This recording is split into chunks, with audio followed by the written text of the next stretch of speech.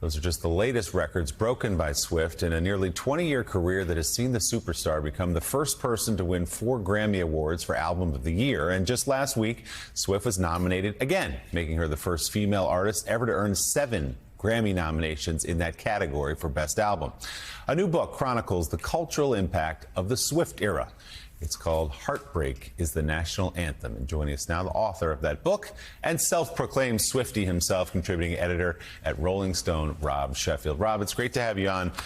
We were just discussing, and you capture so well in this book, she's going to be done with this tour in a couple of weeks, and it'll be time to just step back and think about what she just pulled off on a tour of almost 2 years, doing 40 songs a night, having to stay in these cities for 2 weeks to accommodate the crowds, do 7, 8 shows in some of these football stadiums. Can you put some of this in perspective? You've listened to and studied and covered music for so long. Can you put into perspective what we're seeing here? This is a totally different kind of live show, a different kind of tour. It's so wild how it's ahead of everything else. Last year, it was the biggest grossing tour. It was bigger than number 2 and number 3 combined, Beyonce and Bruce Springsteen. And Taylor was more lucrative than the 2 of them combined. And it's just a different kind of show, 3.5 hours, emotional roller coaster all the way. And it's completely changed the idea of live performance. So what is the connection? How do you describe it in the book? And when you think about it, that she has created with her audience that's different even from some of the other massive artists that you just laid out? I mean, it is such a deep connection, and not just with young women or older women. It's, you know, there are men, of course, in her audience as well. What is that connection that she's created? She has this amazing ability to write really personal songs that reach you in a really personal space, even when the story she's describing doesn't necessarily have anything to do with your life. She writes a lot of songs in her early records about high school romances. I wasn't in high school for those songs. There's a great part during the Eras tour when she's starting the Fearless interview, which has lots of teen romance songs. And she says, "New Jersey, are you ready to go back to high school with me?" And I screamed louder than anyone. I didn't go to high school with these songs. I was in grad school when she was born. I was already in the Tortured Poets department.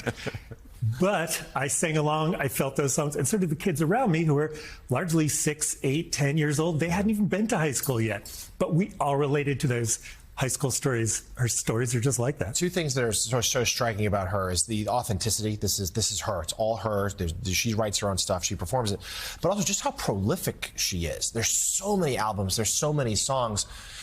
Talk to us about how those 2 things also help establish a connection with her fan base.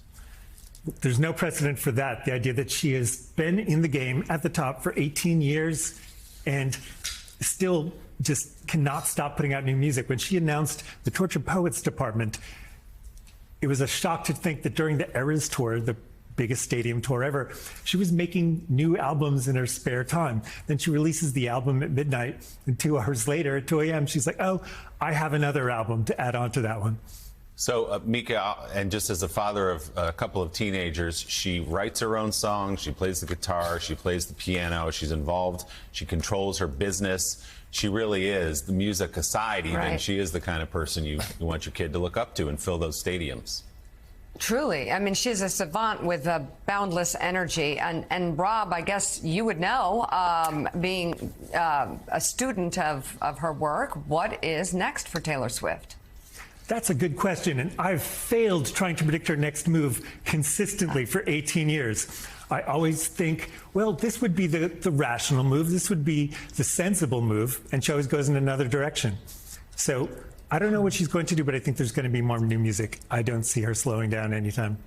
Rob, you mentioned, you standing up, shouting at a concert and everything that's surrounded by 8- and 10-year-old kids sometimes and everything like that. The demographic that she has, it's enormous, and people think, well, it's 10-year-old girls or 16-year-old girls, but it is an enormous demographic that she has catered to, served, and prospered over for 18 years. How does the demographic grow increasingly with each year, seemingly? Well, it's really amazing because she started out with mostly young girls, were her first and original fans. And she's kept all those girls as they've grown older, and now a lot of them are Swiftie moms who are bringing their daughters to the shows. And she's done that, but she keeps conquering every demographic one by one. It used to be when I went to see Taylor Swift that it was rare to see any adults there. When the first time I went to see her, I was sitting in my chair and I thought, well, I won't be standing up because there are all little kids around me. And then I realized I can't even sit up straight in my chair because the kids around me are 2 feet tall. And she has kept that audience and just expanded it as she's gone. I talked about what a powerful businesswoman she is. The moment where she decided she needed to re-record all of her music, this whole Scooter Braun episode, can you explain why that was? Obviously there's financial reasons for it, but why it was so important for her to own the music, to re-record the music so that she would own it, and really what that was all about, that back and forth with Scooter Braun?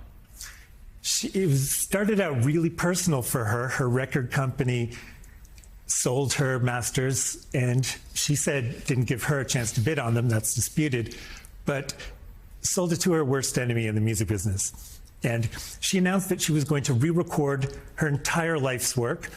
And most people thought this was a totally empty threat that she made at the spur of the moment. Even I thought that. I'm willing to admit it. I thought it was a bluff.